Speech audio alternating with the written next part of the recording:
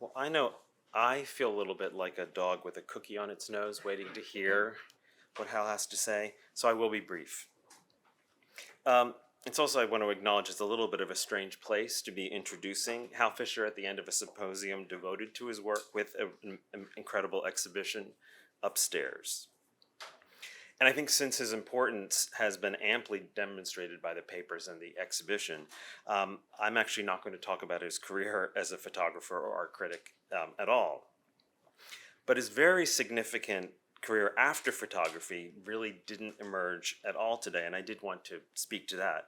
Partly because I first came to know Hal when I was a curator at the Getty during that part of his career, where he played such an essential role in the world of art museums up and down the West Coast, and in fact, nation and worldwide. There are so many things to address, but I'll just call attention to three. So in the late 1970s, he was instrumental in evolving San Francisco camera work from a fragile artist collective to one of the most important and enduring venues for experimental photography in the United States. Always committed to the underlying structure that support artists and art institutions, he assembled their first volunteer board and developed a model to sustain photographers in San Francisco and their experimental vision for decades. And aspects of this work, as some of you know, were revisited in 2020, in part through SF MoMA's Thought Pieces, which reintroduced the interwoven work of three camera work founders, Donnelly Phillips, Lou Thomas, and Hal Fischer. In 1984, he became an independent museum consultant, and for 12 years, he was director of exhibitions and publications at the Timken Museum of Art. And for those of you unfamiliar with this amazing place, the Timken holds a spectacular collection of historical and European and American paintings in San Diego. And there he pioneered an exhibition format now so common, it's in fact hard to remember when it didn't exist, in this remarkable series of small focus exhibitions he orchestrated, centered on works in the Timken collection, but centering outstanding new scholarship and stunning international loans. I mean, these texts in particular really do remain key contributions to art history. And I'll just point out two, the incredibly important revisionist approach to Guercino, and one on the post-Empire portraiture of Jacques-Louis David, and the Rembrandt Apostles painting. It goes on. At the Asian Art Museum in San Francisco, he directed special projects, chief among them planning the museum's move to its Civic Center home and the reinstallation and reinterpretation of the collections. He also spearheaded a dazzling run of major international loan exhibitions there, above all, Mongolia, the legacy of Genghis Khan, the first major project bringing Mongolian art from Mongolia to the United States, followed up by a series of really important long-term cultural preservation projects in Mongolia. And finally, I do want to take a moment to express our gratitude to Hal and everybody who participated in this exhibition and this program today. I would like to reiterate our thanks to Robert and Sonia Carringer, who supported CAM's monumental and transformative 2019 acquisition of the three great series that made all of this possible today. I mean, Bob, who's an emeritus professor in English and cinema studies, has been among probably the longest and fiercest advocate of Hal's work. They also supported the exhibition. It's also a great joy of being, one of the best joys of being at Illinois is that for anything, a world expert is right here. And so it has been a true privilege to work with our guest curator, Tim Dean. His deep expertise provided this bold and insightful new interpretation of Hal's work. And while Tim often said this was his first exhibition, you really wouldn't know it from what you see upstairs. And at CAM, we've admired his assured and inspired installation and the eloquent and accessible interpretation. And above all, we're grateful to Hal. Being able to work so closely with them has really been an honor for all of us at CAM. We're thankful for such a strong and deep collaboration, for his support of the original acquisition, for his generous loans to this project, for his attention to detail and incredible memory, and especially for taking the risk of presenting his rarely shown early work. I mean, these incredible works of art that he made here in Champaign-Urbana as a student have made this exhibition particularly important. and distinctive. They're a key piece, critical piece of the story of arts at Illinois, and vital to see here. So we're just grateful that that was able to happen. And the last thing I just want to say is that this exhibition, I've noticed, has been particularly inspiring to students at the University of Illinois. We see students all the time visiting and using the exhibition with real intensity this semester. And so the work clearly resonates very powerfully across many generations, and continues to inspire ongoing thinking about word and image and identity and the nature and language of photography. So with that, Hal, thank you.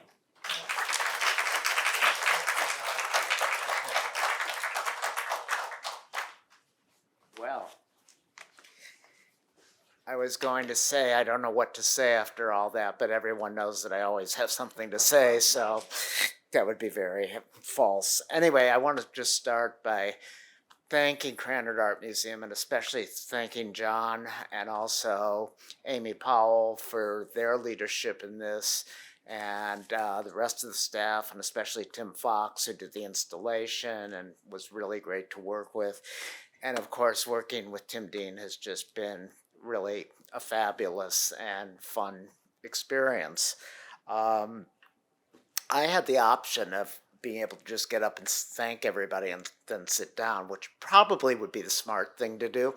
But of course, I always have something to say, so I'm going to say it. And I should say, so I don't want to forget it, but I really want to thank the participants in this. I mean, I am really awed by what I've heard, because there's been a great deal of writing on my work since we brought the work back in 2015. But it's been basically journalism, and nothing has come anywhere near approaching what was said today. I mean, it's really quite overwhelming.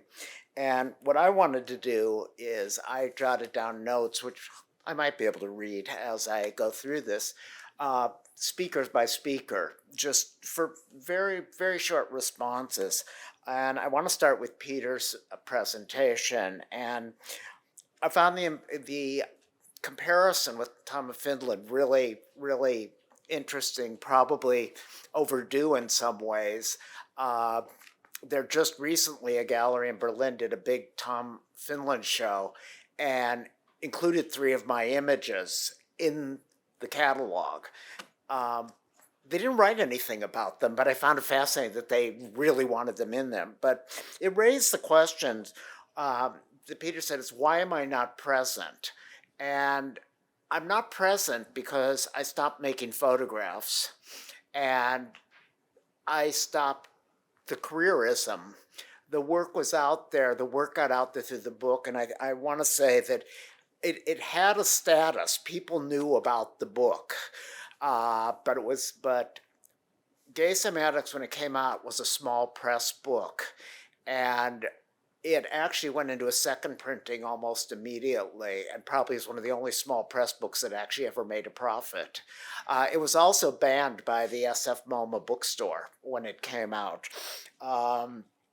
So I was not present to promote my work in future years. I had no interest in doing that, and I was on to other things. I also, and I thought this was very interesting. I was actually thrilled that Eugenia brought in the issue of my writing, because no one's dealt with my writing, and it's just now starting to be looked at. But I've said this to a couple people that I think with the conceptual photographers, one of the things that happened is writing triumphed images. The longer conceptual photography went on, the more boring the images got that people were making.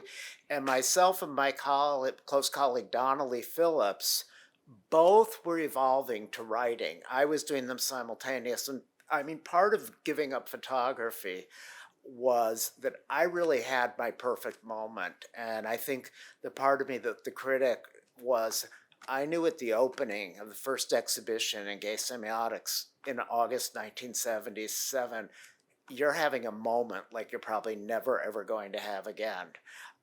You know, I had that, I could take a critical distance on my work, and I was aware from everybody that was there that I had really done something. I'm actually glad I stopped. I've had this theory that I've articulated a lot of times, that I think most photographers have 3 good years in their career. I mean, really good years. And frankly, you could just give me 1936 for Walker Evans and I'd be fine. I think there's a whole relationship of in media between intellectual development, technical development, and photographers. The technical development comes really fast. I mean, you can teach people to make print a decent photograph in 2 weeks. I've seen it happen. Very different from painting, where I think there's really a thing that moves very much in tandem as skills and intellect. Of course, dance is the exact opposite. The technical facility comes so early, and a lot of the intellectual resonance can happen much later. So, anyway, I'm glad I got out of that. Something else about Peter, why no flamboyance? I think, one of the things that happened early on, and it's a publication no one knows about, really, but there was another photographer in our group who did a Xerox magazine called The New Commercialist. And I think it was there were only 3 issues, and I think it was the second one. It was devoted to gay semiotics. And there's probably 30 interviews or people responding to gay semiotics. Like, this is right when the book came out. And there's some very major people in it who were in the gay community at that point. And I'm going to use the word gay because we didn't use the word queer community then, actually. It's by and large not complimentary, which is fine. And I remember part of it was because the book, with some people, everybody had reasons to gripe about it. The book was not considered inclusive by some people. S&M people, I was giving away secrets. I mean, there were a whole range, and these were not art people. They were political activists, they were other people. And interesting, at the same time, the art people embraced the work. And that was part of a really key thing of what I was trying to do, was create something that was about accessibility. And several people touched on, and it was really important, of how I was using, the photographs have a certain extended grayscale, mainly to not be having a minor white aesthetic, to the mysterious of the print, and this argument about realism in photography, which, is about 200 years behind what's being talked about in other fields. So, I made non-threatening images because really this work was celebratory, and it was my own life. And wasn't non-threatening. The most recent non-threatening is in 2019. The book was literally on the press in China, the new book, and it got banned. And they said, don't ever send us anything like that again. And my printers, they had to scramble to find another printer. It was a mess. So it's threatening somewhere. Anyway, Peter, thank you. I thought it was really, really interesting. Terry, I'm really, really glad you got into the Jewish identity. I have to say, for all these things that are being assigned to this work, I don't know how they got into me, but they just were sort of there. But the Jewish humor, that this was a strategy. This was using this. This was, let people look at an image that looks non-threatening, get them to come up and read something closer that starts to be threatening, and then disarm them. And, and I think, and definitely, I think the self-deprecating, that really is Jewish. And I think that what really helped all of this, and I had a real concern when we brought the work back in 2014, 2015, and Gay Semiotics was published, because I thought, this is a different world that work was done in. And I got, oh my God, there's no people of color. There's no, I just went down the list of everything that wasn't in that book and in my work. And oh boy. And we premiered the book at the New York Art Book Fair, and all of a sudden people are lining up, and all these I mean, there was everything there. And they, before they got it, this was seen in their eyes as a golden age. And and some of the major writing has been done by lesbians on the work. So I think that, they understood it, but I think the presence of myself in the work is what really, particularly with Boyfriends, with Castro Street, but I'm in gay semiotics also in a more invisible sense, because people picked up this was my community. I wasn't, what happened in the New Commercialist is people thought I had gone out there and I was, well, he didn't do the whole thing. We're the drag queens and we're this. And this was really my community.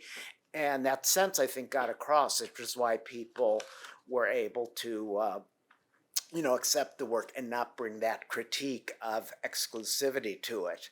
I also have to say, the term gay semiotics was not my term. My mentor, Lou Thomas, is the one that came up with it when he said, we've got to make a book out of this.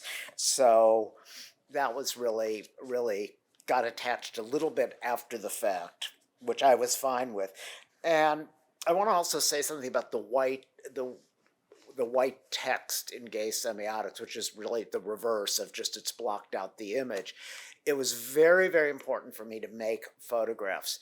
There's something that really was, and didn't come up today, but it was about where photography stood with relation to art. I mean, we were still arguing about, was photography a fine art in the 70s, and museums were still putting it off in its own little place and categorizing it.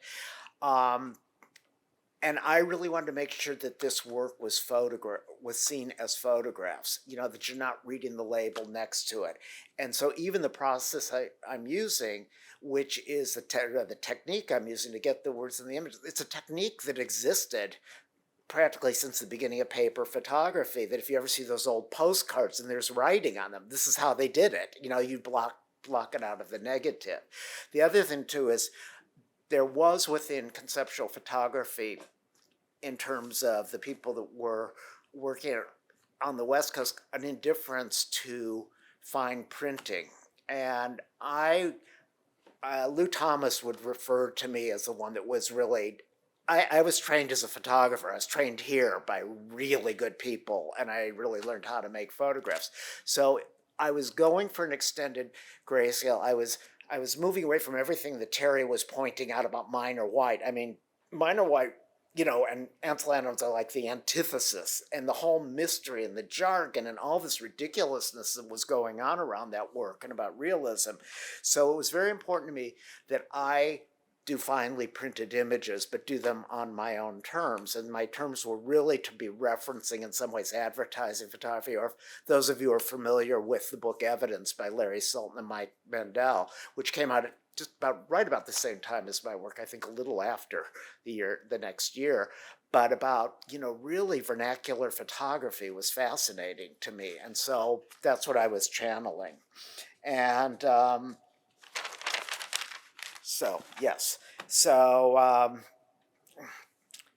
anyway, I love that discussion of the joke and humor is pleasure.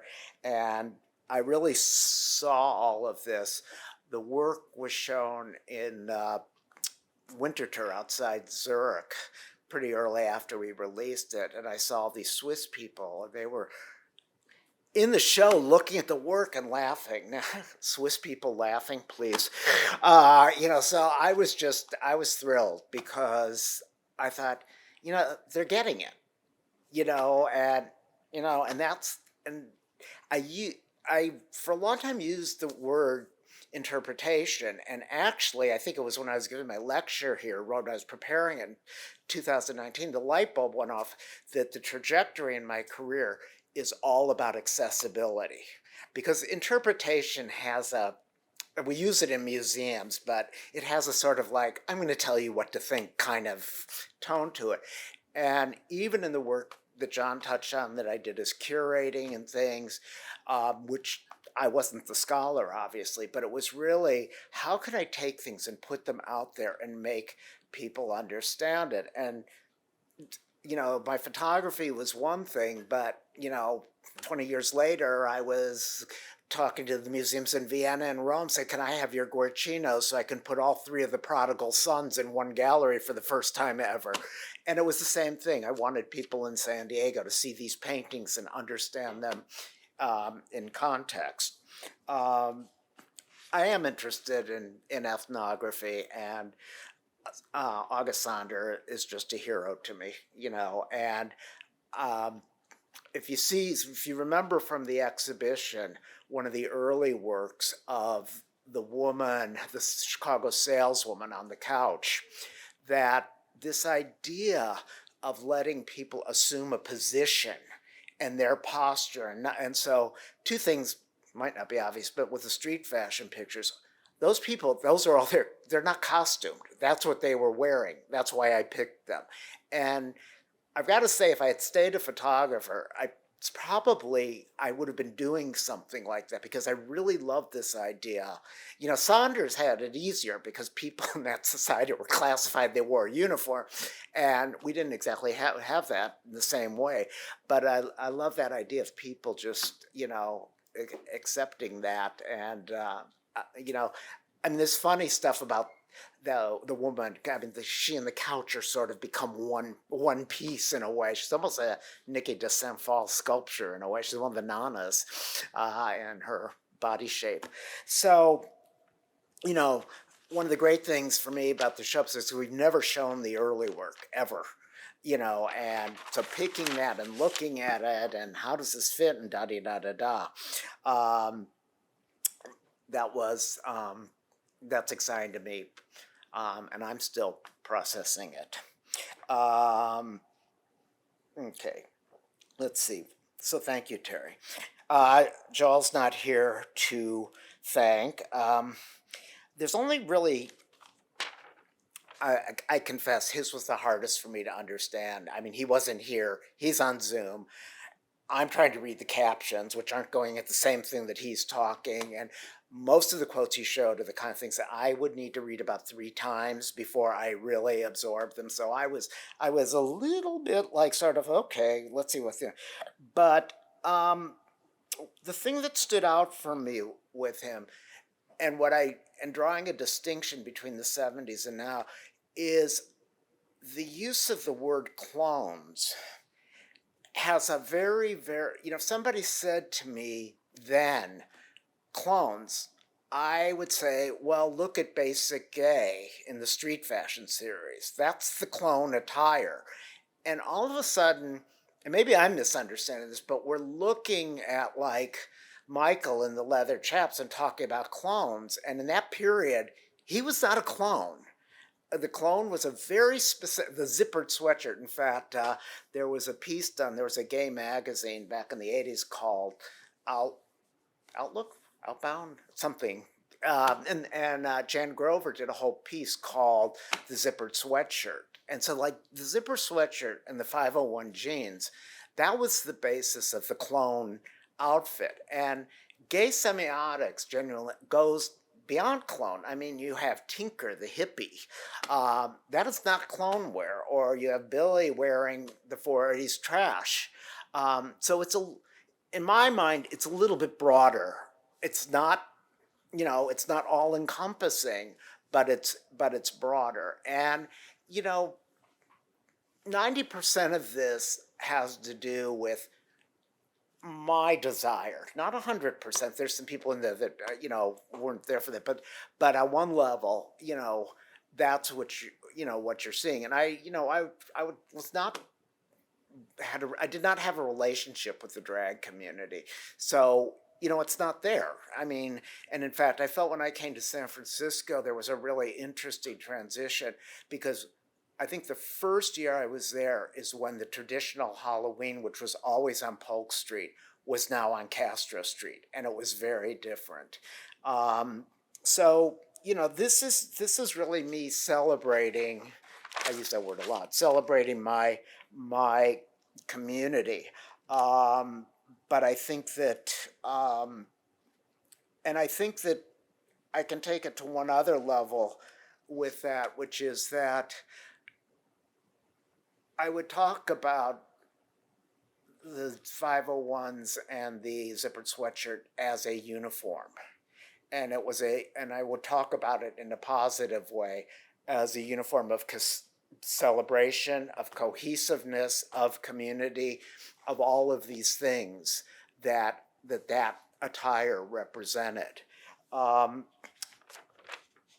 My relationship, I did not have, I was really pretty vanilla all the way around. I think that comes across in gay semiotics, actually, but my relationship to the S&M community was much more, well, first of all, let's take a very obvious thing. The Trading Post Emporium, where we have the wonderful handkerchief decoder card in the exhibition, unlike the drag community, it had a physical presence, and everything was photographed there. And we borrowed their paraphernalia and all of that. I wasn't part of that community, but it did have a certain titillation to me of the forbidden, of the dangerous. It's probably my own limitations or childhood psychosis, but the drag thing really wasn't my. I had an experience in childhood, and I had a difficult childhood in certain ways, but I was parading around in one of my grandmother's dresses, and my father did not like that, and I think that turned me off to drag because it was ugly after that. I've never shared that, but I think I really do have to admit that I had an antipathy to gay, to drag. It just was not me. And I think that I was very clownish in the way, just the whole issue of feminization and stuff, it just was not what I was into or about. I'm letting it all out. So there you go. So, so I think that's basically that. Jacques, I love the poem.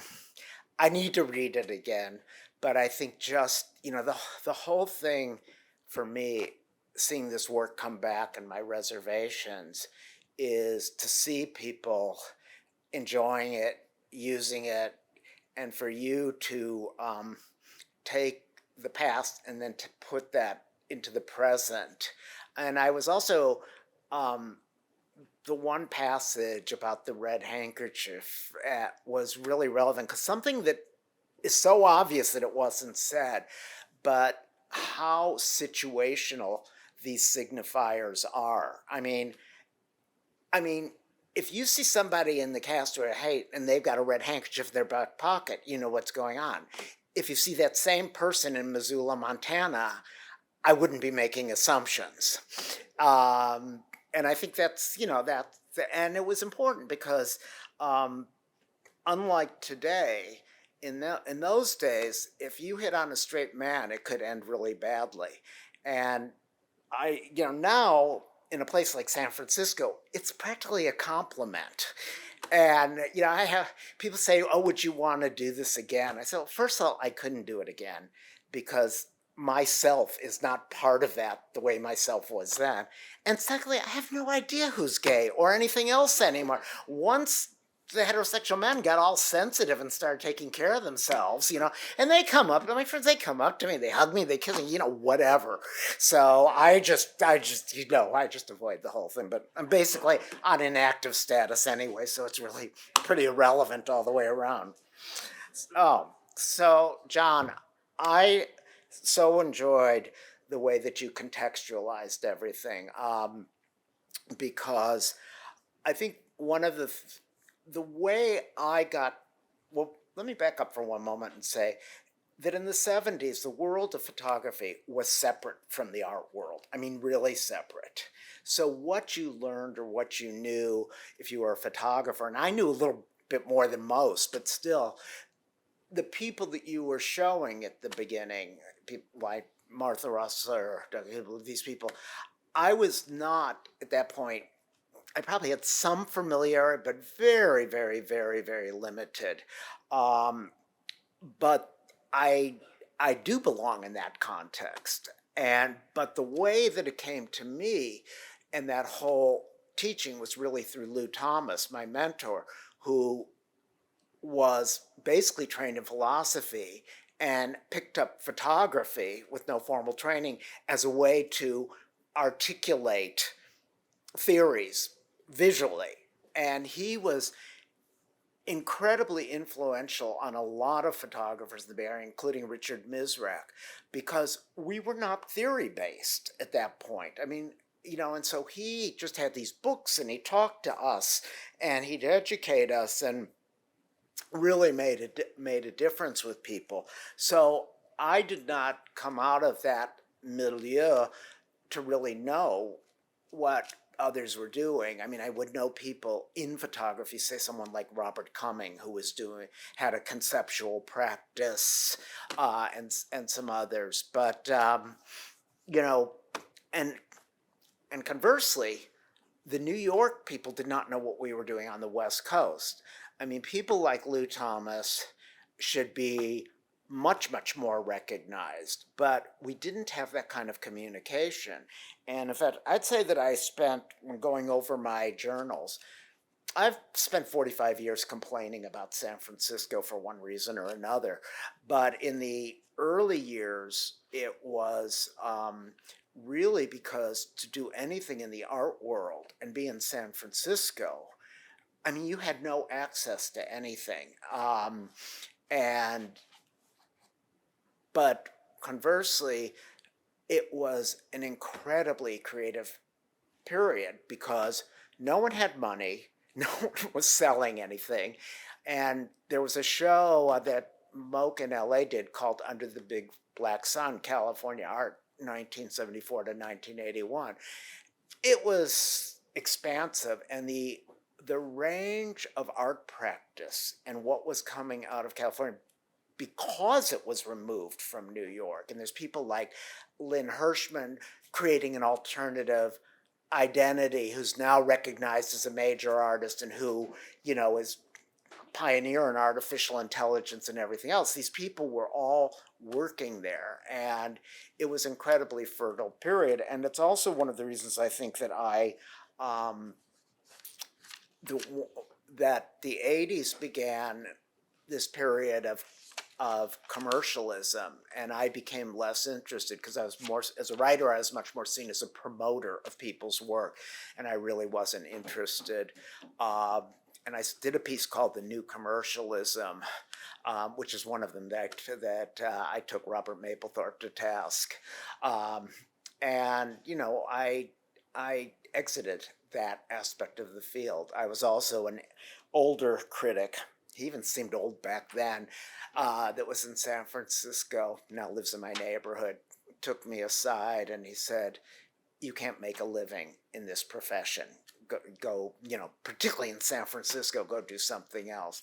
So here we are. He's still alive. He's living in supportive low-income housing down on Sanchez and DuBose, and I have a condo. So I kind of made the right decision, to move on to something more remunerative.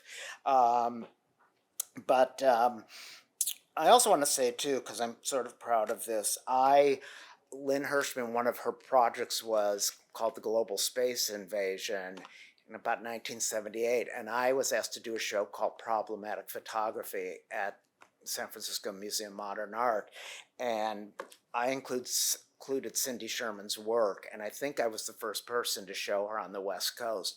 I, in my role as art critic, would go around and give lectures, and I went to Rochester and Buffalo, and I met Cindy and Buffalo, and then I put this show together. But the point is that, Douglas Crimp's, John referenced Douglas Crimp's pictures, and here are these people on the West Coast. There was me, there was Larry Sultan and Mike Mandel, and people that are really in this area that he's talking about and aren't anywhere near that book, because in that essay, because there's no knowledge of it. So this has always been a problem, for us. But thank you very much for the contextualization of the work. So let's see, where am I here? Okay.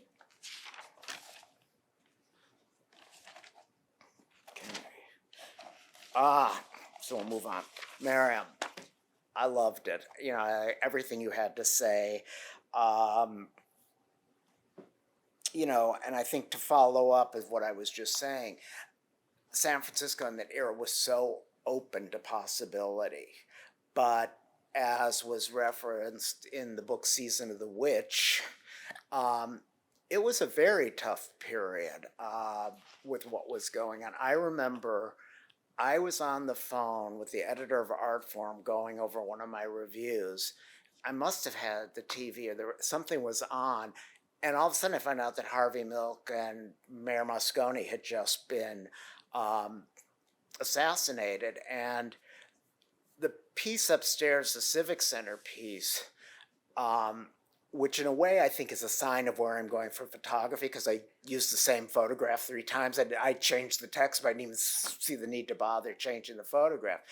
But we were all in a state of complete shock. I mean, we had Jonestown with like over 800 people killed, including one of our representatives. And then we had the assassination. I mean, the whole, it was just, a crazy, insane month.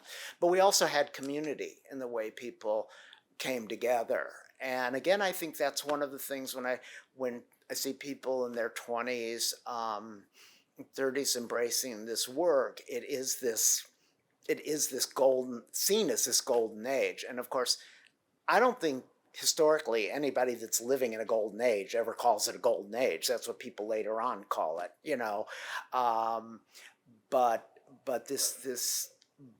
but it was in that sense of what the possibilities were.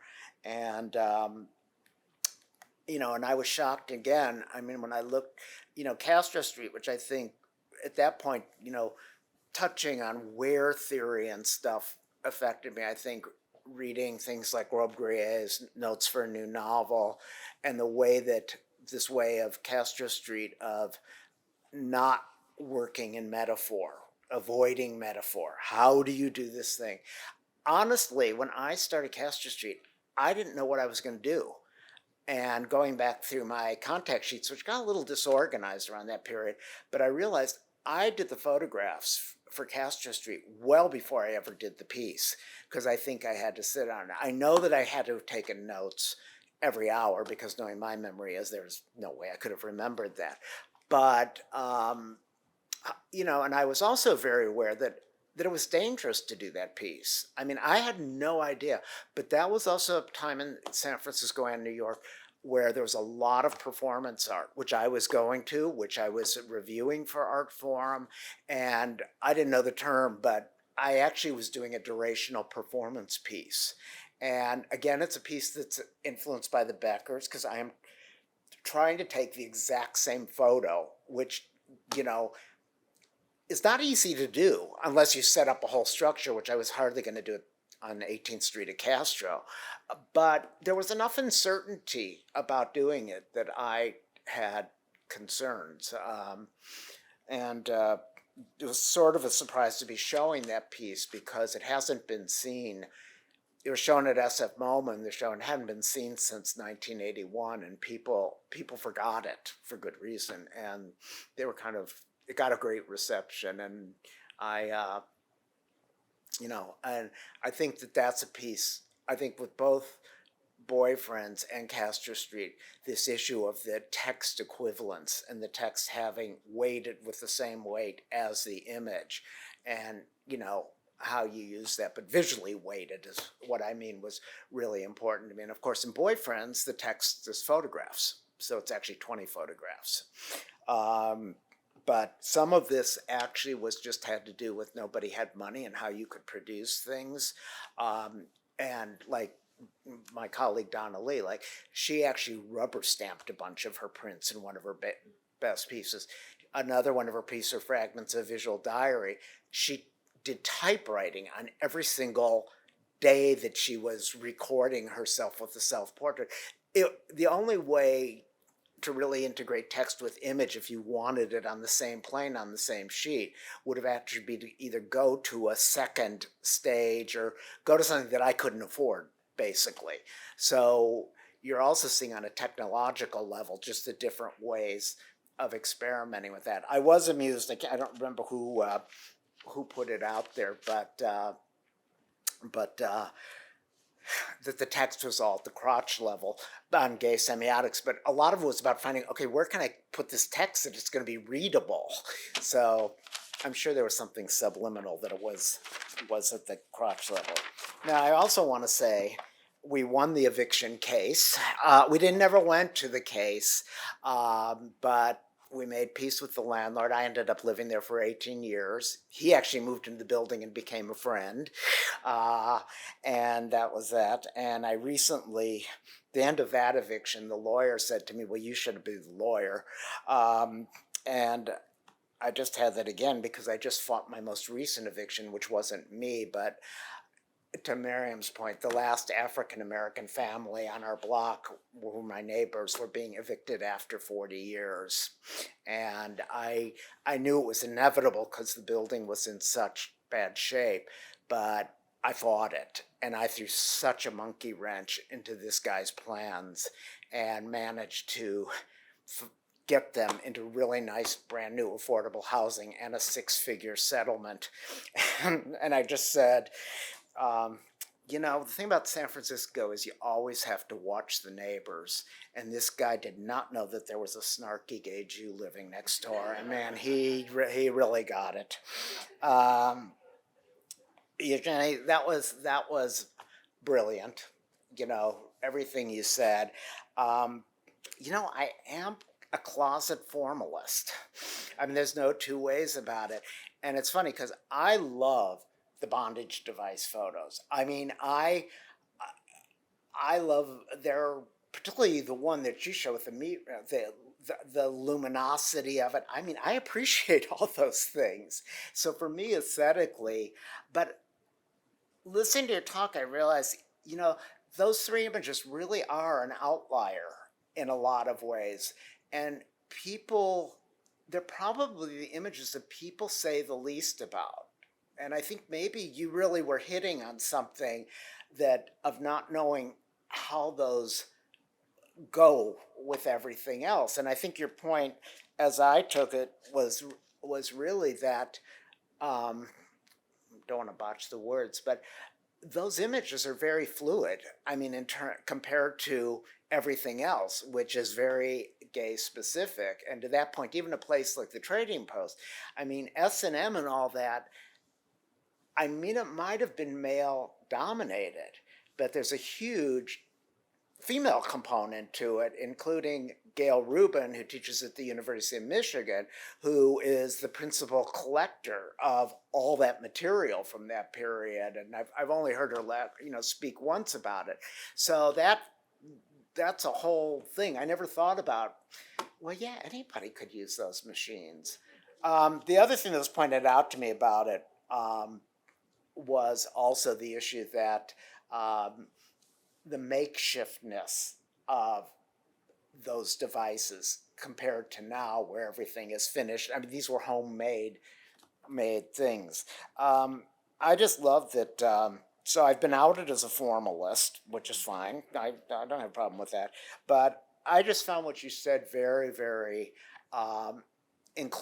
understandable and comprehensible to me about just this issue of form. And, you know, I'm so glad you looked at my writing, but really being angry with Mapplethorpe, being an admirer of the X portfolio, and then feeling that he just became this other thing, but also Louis Balt's supremely intelligent photographer who is using formalism, but it's just a whole different thing going on.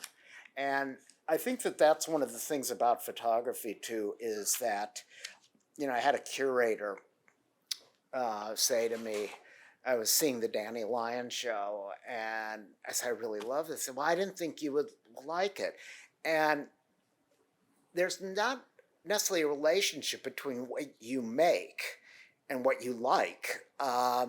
You know, and honestly, most of the conceptual photography that started being produced, I didn't like, because the images weren't interesting. But I think we can be very expansive on that stuff. So I like a lot of photographers that people think I wouldn't like. So anyway, those were just the one other thing. I don't know. I haven't even looked at the clock, but I'll just say one other thing that came up, which I think is really relevant, was when we were talking about cinematic and the space between the images and all that. And the reason it's important is I was the first independent studies major at Illinois, and it was in film in the art department. And I went on to the London Film School, which within 2 months disabused me of the idea of being a filmmaker, which was good. But that whole placement of my work, I mean, I see things as film frames, very influenced by Michael Snow's book, Cover to Cover. Again, something Lou Thomas turned me on to. And so, yes, the work is cinematic, and it's not really ever seen as one image. It's always part of a sequence. And I'll stop there. Oh, okay. I did well now. I apologize.